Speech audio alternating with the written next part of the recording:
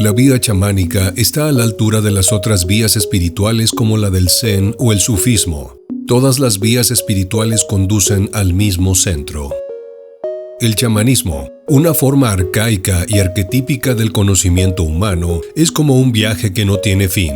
En estos tiempos y para muchos intelectuales o escépticos, es casi una búsqueda de la esencia de un saber o conocimiento legendario. Pero para otras personas, más abiertas a la aventura, es algo como un rescate a través del tiempo.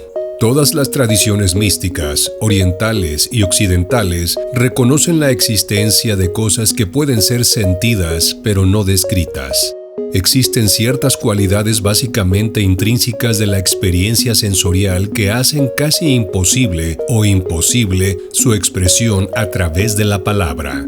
Y esto parece ser algo muy íntimo para cada persona. El chamanismo puede definirse desde diferentes ángulos y muchos aspectos, y también desde los particularismos regionales o culturales.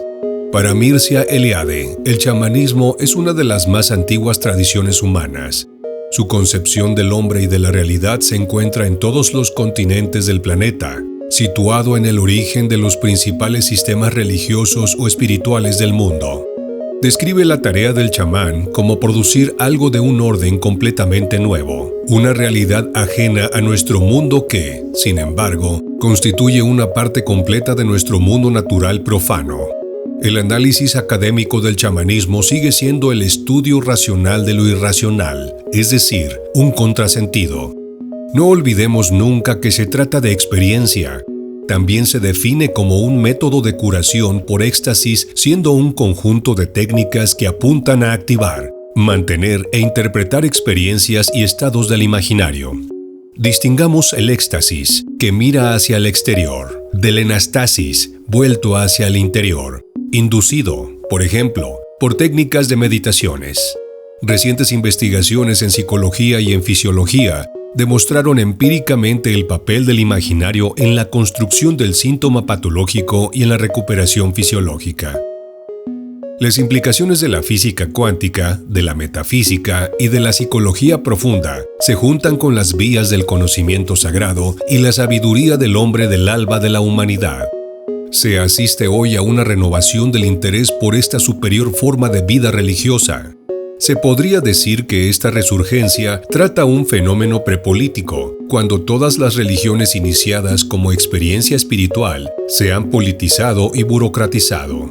El chamanismo acude al aspecto democrático de la vida espiritual, a un nivel de experiencia posicionado en un punto central. Para el antropólogo Michael Harner, la vía chamánica requiere simultáneamente comprometerse en la desintegración y la disolución del ser y penetrar en el caos de manera consciente, yendo hasta el extremo de los límites, manteniéndose más allá y fuera de sí mismo. El chamán concibe el éxtasis como la condición de un perfecto autorrefrenamiento, aunque las pruebas y los viajes en los mundos oscuros infrinjan a su alma torturas que solo pueden afrontar personas de su especie. Para desempeñarse en la compleja red de la realidad, el chamán acude a varios métodos que modifican sus estados de conciencia. Participa en la meditación, la concentración y la respiración, permitiéndole refinar su percepción de la realidad, su conocimiento del mundo, procurándole mientras el acceso al mundo sagrado. La voz, en particular en las sesiones de curación, es mediadora entre la dimensión espiritual y la dimensión profana, expresión existencial en suma de orden cósmico velado. Con frecuencia las canciones son meros fonemas expuestos de punta a punta. No existe una interpretación que les concierna ni traducción comprensible en el lenguaje de la realidad ordinaria, solo impresiones. Quizás sirvan para confrontar la parte lógica del cerebro y excitar su lado intuitivo. El chamanismo siempre ha existido en todas las tradiciones y en todos los continentes. En él están los fundamentos de todo tipo de salud, aunque hay diversas formas de chamanismo. En general, todos ellos consideran que existe el cuerpo, la mente y el espíritu. En el chamanismo, los trastornos son, en última instancia, la ausencia del espíritu en la persona, porque éste está velado por los conflictos psicoemocionales, siendo su origen diverso. Es por esta razón por la que tantos chamanes hacen sus rituales para traer al espíritu de nuevo al cuerpo, puesto que ha sido el conflicto psicoemocional u otras interferencias lo que desplazó al espíritu.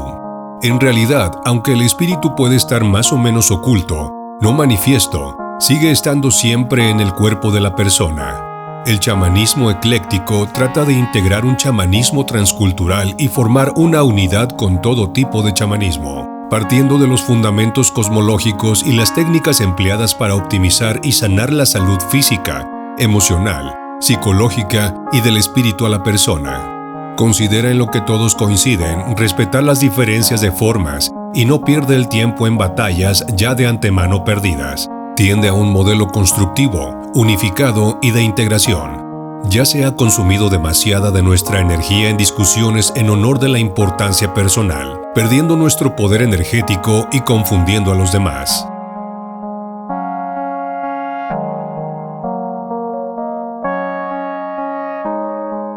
Para conseguir la metamorfosis del aprendiz, el brujo llamado Don Juan usaba plantas que producen efectos que cambian la forma de percibir la realidad en quien las consume o fuma.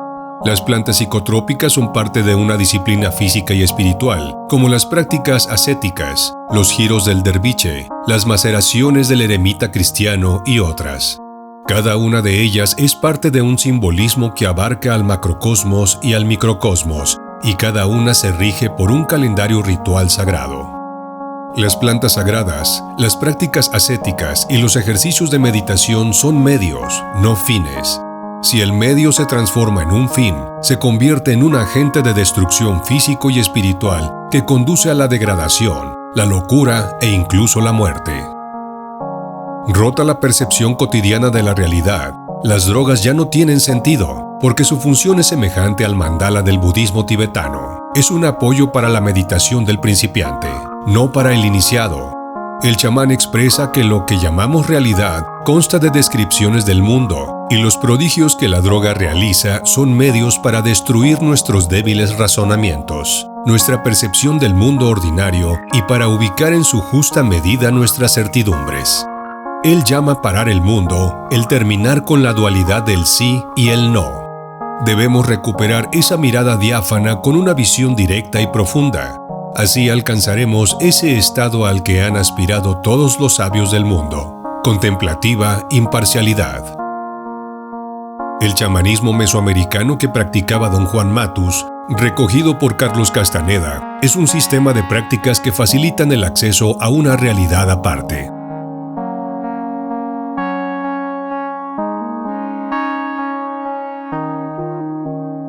En las enseñanzas de Don Juan, desarrolladas por brujos de la antigüedad, existen dos categorías de instrucción. A una de ellas se le denomina enseñanza para el lado derecho y se lleva a cabo en estados de conciencia cotidianos. A la otra se le llama enseñanza para el lado izquierdo y se le practica solamente en los estados de conciencia acrecentada. Las dos categorías de instrucción permiten a los maestros adiestrar a sus aprendices en tres tareas: la maestría del estar consciente de ser, el arte del acecho y la maestría del intento. Estas tres tareas también se conocen como los tres enigmas que los brujos encuentran al buscar el conocimiento. La maestría del estar de ser es el enigma de la mente, la perplejidad que los brujos experimentan al darse cabal cuenta del asombroso misterio y alcance de la conciencia de ser y la percepción. El arte del acecho es el enigma del corazón, el desconcierto que sienten los brujos al descubrir dos cosas. Una, que el mundo parece ser inalterablemente objetivo y real debido a ciertas peculiaridades de nuestra percepción. Y la otra, que si se ponen en juego diferentes peculiaridades de nuestra percepción, ese mundo que parece ser inalterablemente objetivo y real cambia. La maestría del intento es el enigma del espíritu, el enigma de lo abstracto. La instrucción proporcionada por Don Juan en el arte del acecho y la maestría del intento se basaron en la instrucción del estar consciente de ser, una piedra angular que consiste en las siguientes premisas básicas. El universo es una infinita aglomeración de campos de energía, semejantes a filamentos de luz que se extienden infinitamente en todas direcciones. Estos campos de energía, llamados las emanaciones del águila, irradian de una fuente de inconcebibles proporciones, metafóricamente llamada águila. Los seres humanos están compuestos de esos mismos campos de energía filiforme. A los brujos, los seres humanos se les aparecen como unos gigantescos huevos luminosos, que son recipientes a través de los cuales pasan esos filamentos luminosos de infinita extensión. Bolas de luz del tamaño del cuerpo de una persona con los brazos extendidos hacia los lados y hacia arriba. Del número total de campos de energía filiformes que pasan a través de esas bolas luminosas, solo un pequeño grupo, dentro de esa concha de luminosidad, está encendido por un punto de esa intensa brillantez localizado en la superficie de la bola. La percepción ocurre cuando los campos de energía en ese pequeño grupo, encendido por ese punto de brillantez, extienden su luz hasta resplandecer aún fuera de la bola. Como los únicos campos de energía perceptibles son aquellos iluminados por el punto de brillantez, a este punto se le llama el punto donde encaja la percepción o simplemente punto de encaje. Es posible lograr que el punto de encaje se desplace a su posición habitual en la superficie de la bola luminosa, ya sea hacia su interior o hacia otra posición en su superficie o hacia afuera de ella. Dado que la brillantez del punto de encaje es suficiente en sí misma para iluminar cualquier campo de energía con el cual entra en contacto, el punto, al moverse hacia una nueva posición, de inmediato hace resplandecer diferentes campos de energía, haciéndolos de este modo perceptibles. El acto de percibir de esa manera se le llama ver.